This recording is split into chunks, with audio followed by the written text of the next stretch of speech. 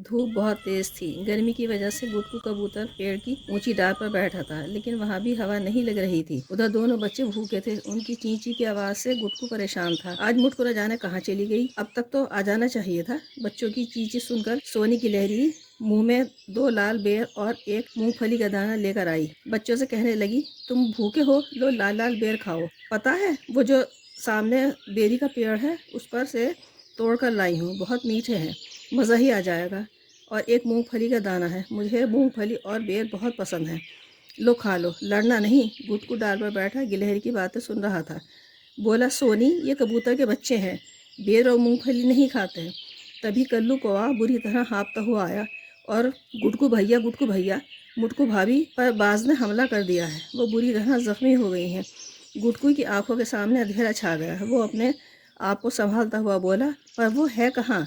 वो लाली बंदरिया उसको अपने गोद में उठाकर ला रही है। गुटकू ने चारों तरफ निगाह दौड़ाई। देखा, लाली दौड़ती हुई आ रही थी। नीम के पेड़ के सारे परिंदे जमीन पर आ गए थे। लाली ने मुटकू को गोद में ले रखा था। उसके बाजुओं पर हल्दी लगी हुई थी, जो कि उसने मुखिया के खेत से उखाड़कर मुटकू को के बाजुओं पर लगाई थी। मुटकू ने एक बार आंखें खोलकर सारे परिंदों की तरफ देखा। सब बहुत परेशान थे।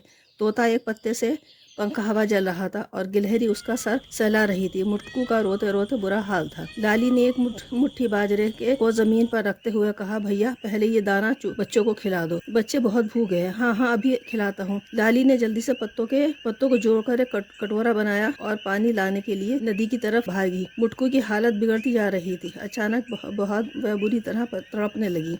सब परिंदे रोने लगे। जब लाली नदी पर पहुंची तो वहाँ कोई चीज चमक रही थी और बहुत अच्छी सुगंध आ रही थी। लाली ने इधर उधर देखा। वहाँ एक सितारे जैसी कोई चीज चमक रही थी। उसने उसे छूना चाहा, पर क्या, पानी में अचानक हलचल हुई। एक बहुत सुंदर परी पानी से बाहर आई। खबरदार, इस छड़ी को छूना नहीं, ये जादुई छड़ी है। परी दीदी, हमारी मुटको को बाज ने जख्मी कर दिया है। क्या आप इस छड़ी से उसको ठीक कर सकती हैं? हाँ हाँ, क्यों नहीं। कहाँ है मुटको? बस थोड़ी दूर पर एक नीम का पेड़ है, बस उसके नीचे ही वह लेटी हुई है। जल्दी चलिए, कहीं देर न हो जाए। परी ने लाली से कहा, अच्छा, जल्दी मेरा हाथ पकड़ो और आंखें बंद कर लो। परी ने अपनी छड़ी उठाई। दूसरे ही पल दोनों नीम के पेड़ के नीचे थे। पर ये क्या, सब जानवर परिंदे बुरी तरह रो रहे थे। लाली ने सबको दिलासा दिलाया, देखो ये कौन है? परी दीदी, इनके पास छड़ी है। सब परिंदों ने इतना प्रेम देकर परी की भी आंखों में आंसू आ गए। लाली ने कहा, क्या दीदी, अब कुछ नहीं हो सकता? अरे पगली, ऊपर वाला इतना निर्दयी थोड़ी है क्या, जो तुम्हारी मुटको को तुमसे छीन लेगा? उसने छड़ी उठाई और मुटको की जख्मी बाजू पर लगा दी। अरे ये क्या, मुटको तो बिल्कुल ठीक हो गई। कहने लगी, तुम सब क्यों रो रहे हो? सब हंसने लगे। परी ने कहा, मैं बहुत खुश हूँ। लाली, तुमने अपने लिए भी कुछ नहीं मांगा। तुम अपने लिए भी कुछ मांग सकती थी, पर तुमने ऐसा नहीं किया। अच्छा, अब मैं चलती हूँ।